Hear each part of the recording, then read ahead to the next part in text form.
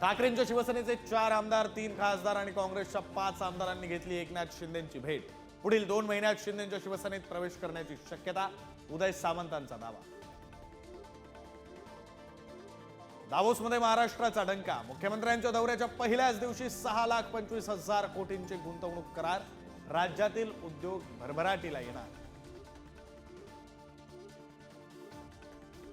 बीडमधील संतोष देशमुख हत्येसह महादेव मुंडेंच्या खुनाचाही तपास करा, आमदार सुरेश धस यांची मागणी। तर महादेव मुंडेंच्या हत्येच्या 2 वर्षांनंतर आरोपी मोकाट कसा, धस यांचा सवाल।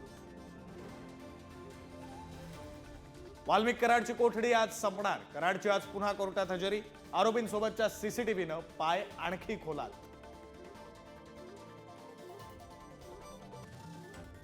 संतोष देशमुखांच्या हत्येप्रकरणी आज पंढरपुरात आक्रोश मोर्चा, कुटुंबियांसह नेत्यांचं मोर्चात सत्र, तर आरोपींना फाशी देण्याची मागणी।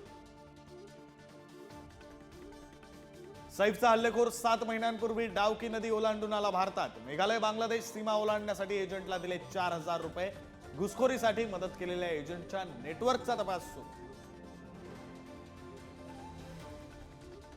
मुंबई आर्थिक गुन्हे शाखेकडून टोरेस घोटाळा प्रकरणी 9 परदेशी आरोपींविरोधात ब्लू कॉर्नर नोटीस, 200 कोटी परदेशात पाठवल्याचा संशय, आरोपींचं युक्रेन आणि तुर्कस्थानमध्ये पलायन।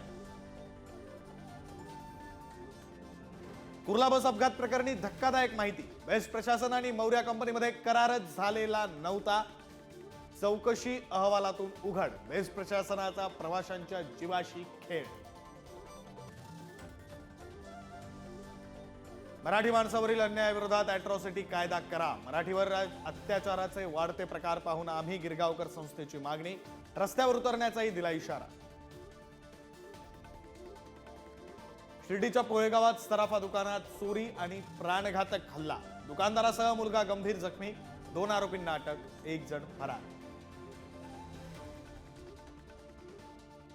मुंबई पुणे एक्सप्रेसवेवर दुपारी 12 ते 3 वाजेपर्यंत ब्लॉक, गर्डर टाकण्यासाठी सलग 3 दिवस ब्लॉक असणार।